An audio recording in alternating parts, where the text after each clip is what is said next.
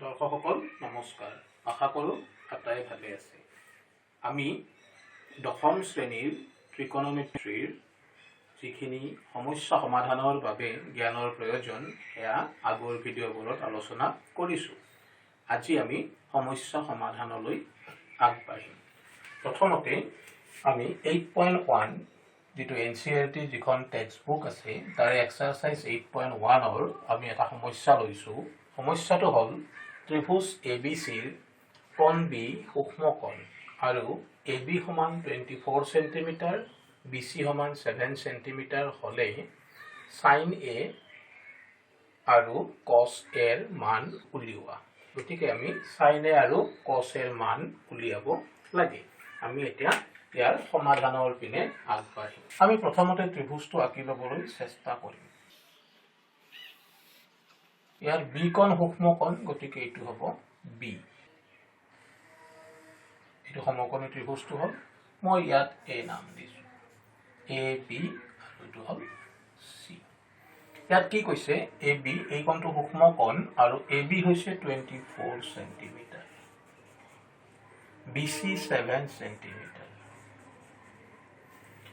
মোক sin A আৰু cos A ৰ মান লাগে। গতিকে sin A আৰু cos A ৰ মানৰ লগত মোৰ কোন দুটা বাহু জড়িত? সাইনৰ ক্ষেত্ৰত লম্ব আৰু অতিভুজ জড়িত আৰু কচৰ ক্ষেত্ৰত ভূমি আৰু অতিভুজ জড়িত। গতিকে মই এই দুটা মানৰ পৰা অতিভুজ AC ৰ মান উলিয়াব লাগিব। যেহেতু B কোণটো সূক্ষ্মকোণ, বিপৰীত বাহু AC হ'ব অতিভুজ। মই লিখিম, দিয়া আছে ত্ৰিভুজ ABC ৰ কোণ B = 90 ডিগ্ৰী আৰু মোক কি দিয়া আছিলে, AB সমান 24 সেন্টিমিটাৰ আৰু BC সমান 7 সেন্টিমিটাৰ। গতিকে মই এই ত্ৰিভুজটোত যদি পাইথাগোৰাছৰ উপপাদ্য খটুৱাও মই কি পাম, AC² = BC² + AB² আৰু তাৰ পৰা মই AC ৰ মানটো উলিয়াই ল'ব পাৰিম। গতিকে মই লিখিম, পাইথাগোৰাছৰ উপপাদ্য মতে পাওঁ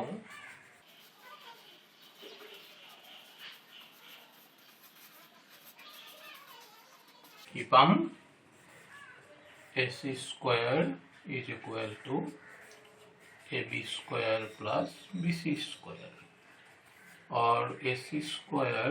AB ৰ মান হৈছে 24, so 24 + BC ৰ মান হৈছে 7 তাৰ স্কয়াৰ, যেহেতু স্কয়াৰ কৰিছো এককৰ স্কয়াৰ হ'ব সেন্টিমিটাৰ স্কয়ার और AC² = 24 বর্গ হল 576 প্লাস 7 বর্গ হল 49 ইমান সেন্টিমিটার স্কয়ার और AC = এই দুটা যোগ কৰিলে মই পাম কিমান 625 সেন্টিমিটাৰ স্কয়াৰ। মই ইফালে লিখিছো, ইয়াৰ পৰা মই AC ৰ মান কিমান পাম, AC = √625 ইয়াত হ'ব সেন্টিমিটাৰ = 25 সেন্টিমিটাৰ। মই AC ৰ মান পাই গলো, কিমান পালো 25 সেন্টিমিটাৰ। এতিয়া মোক কি লাগে, sin A লাগে। এতেকে sin A, sin A এইটো কোণ, সাইনৰ মান হল লম্ব বাই অতিভুজ, গতিকে এইটো কোণ হলে লম্ব হ'ব BC, অতিভুজ হল AC। BC ৰ মান কিমান 7 সেন্টিমিটাৰ, AC ৰ মান পালো 25 সেন্টিমিটাৰ, সেন্টিমিটাৰ সেন্টিমিটাৰ কেনসেল হৈ যাব 7/25। মই sin A ৰ মান পাই গলো। আৰু এটা কি মান লাগে, cos A। cos A যদি cos A হয়, cos A হলে কি হ'ব, ভূমি বাই অতিভুজ, গতিকে ভূমি হল এই ক্ষেত্ৰত AB আৰু অতিভুজ হল AC, so AB/AC। AB ৰ মান কিমান 24 সেন্টিমিটাৰ, AC হৈছে 25 সেন্টিমিটাৰ সেন্টিমিটাৰ কেনসেল হৈ গ'ল সো 24/25 গতিকে মই কি পালো এতেকে মই লিখিম sin A is equal to 7/25 আৰু মই কি লিখিম cos A is equal to 24/25 গতিকে আমি এই সমস্যাটোৰ সমাধান পাই গলো এতিয়া মোক যদি কয় sin C কি হ'ব মই sin C হলে তেতিয়া এই কোণটো যদি মই লব লাগে তাৰ বিপৰীত বাহুটো হ'ব AB আৰু এটা হ'ব ভূমি সেইটো ধৰি পেলাই আমি যদি sin C দিয়ে tan C দিয়ে sec C দিয়ে আমি নিৰ্দিষ্ট বাহুৰ অনুপাত লৈ আমি এই ত্ৰিকোণমিতিক অনুপাতটো উলিয়াব পাৰিম মেইন কথা হ'ল আমি বাহু তিনিটাৰ মাপ জানি ল'ব লাগিব গতিকে আন সমস্যাৰ ক্ষেত্ৰতো আমি এই ধাৰণাটো প্ৰয়োগ কৰি সমস্যাৰ সমাধান উলিয়াব পাৰিম এতিয়া আমি ত্ৰিকোণমিতিৰ 8.1 অনুশীলনীৰ আন এটা সমস্যা লৈছো এই সমস্যাটো হ'ল দিয়া আছে sec θ = 13/12 আন ত্ৰিকোণমিতিক অনুপাতবোৰ গণনা কৰা গতিকে আমাক sec θ ৰ মানটো দিয়া আছে 13/12 আমি আন ত্ৰিকোণমিতিক অনুপাতবোৰ লাগে তাৰ মানে sin θ cos θ cosec θ tan θ cot θ এই কেইটা মান আমি উলিয়াব লাগে আমি কেনেকৈ উলিয়াম আমি সলিউশনলৈ আগবাঢ়ো আমি লিখিম যে দিয়া আছে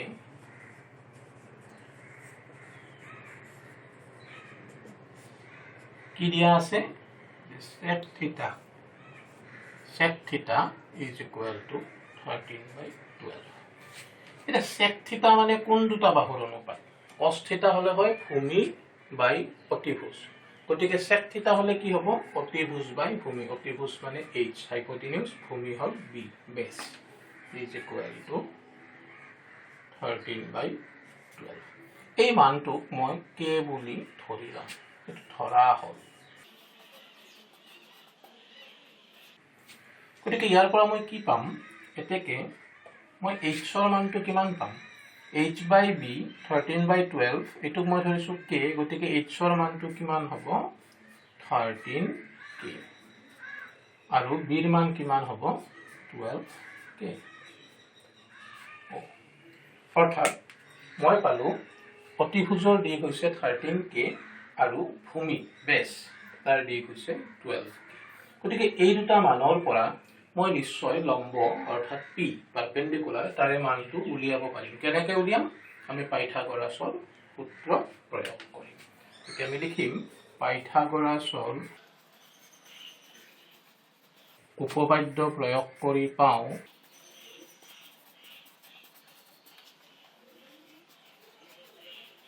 পাইথাগোৰাছৰ উপপাদ্য প্ৰয়োগ কৰি পাও আমি কি পাম অতিভুজৰ square hc square is equal to p square লম্বৰ স্কয়াৰ প্লাস b স্কয়াৰ ভূমিৰ স্কয়াৰ মোক কাৰ মান লাগে p স্কয়াৰ লাগে p স্কয়াৰ ৰাখিলে মই b স্কয়াৰ টো ইফালে লৈ আহিলো hc square minus b square or p square h ৰ মান কিমান 13k তাৰ স্কয়াৰ b ৰ মান হৈছে 12k so 12k স্কয়াৰ ঠিক আছে আমি এইফালে কৰি और মই ইয়াৰ পৰা কি পাম p square equal to 13k square 13 ৰ স্কয়াৰ হৈছে 169 k square minus 12k square হ'ব 12 ৰ স্কয়াৰ হ'ল 144 আৰু k ৰ স্কয়ার হ'ল k স্কয়ার और p square equal to 169 minus 144 25 k square और p কিমান পাম যদি মই দুইফালে বৰ্গমূল লওঁ এটো পাম 5k 5k হোল স্কয়াৰ কৰিলে পাম 25k স্কয়াৰ মই p ৰ মান পাই গলো অৰ্থাৎ লম্বৰ দিক পাই গলো এতেকে মই এতিয়া লিখিব পাৰিম sin কি হ'ব sin θ হলে কি হয় লম্ব বাই অতিভুজ লম্ব মই কিমান পালো 5k অতিভুজ কিমান আছিল 13k k কেনসেল হৈ গল 5/13 এটা মান মই পাই গলো cos θ কিমান পাম cos theta হৈছে ভূমি বাই অতিভুজ b বাই h bৰ মান দিয়া আছিল 12k আৰু h ৰ মান হৈছে 13k k cancel হৈ গ'ল it is 12 by 13 12 by 13 sin পালো cos পালো tan পাম tan theta ৰ মান কি লম্ব বাই ভূমি p বাই b লম্ব কিমান পাইছো মই 5k ভূমি কিমান আছিল 12k k cancel so 5 by 12 তিনিটা পালো বাকি দুটা কি আছে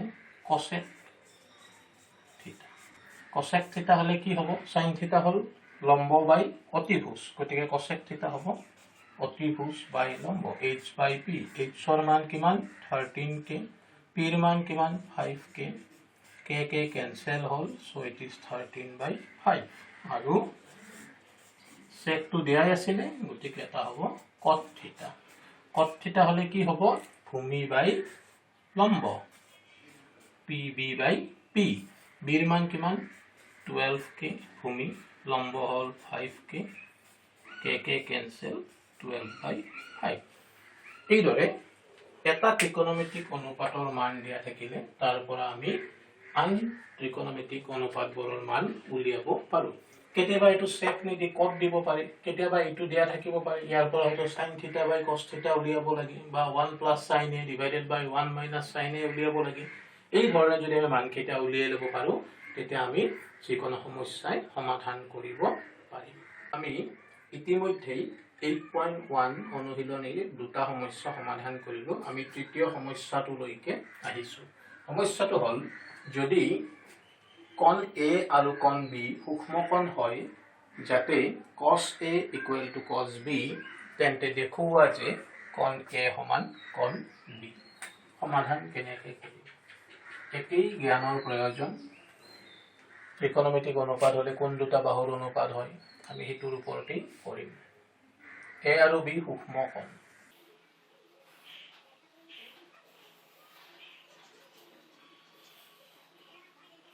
a আৰু b সূক্ষ্মকোণ গতিকে মই এই দুটা কোণক a আৰু b বুলি কৈছো তাৰমানে c কোণটো সমকোণ হ'ব এটা কি কৈছে cos a সমান cos b ঠিক আছে আমি লিখিম দিয়া আছে কোণ a আৰু কোণ b সূক্ষ্মকোণ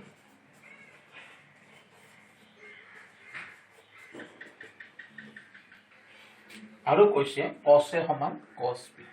আৰু cos of a equal to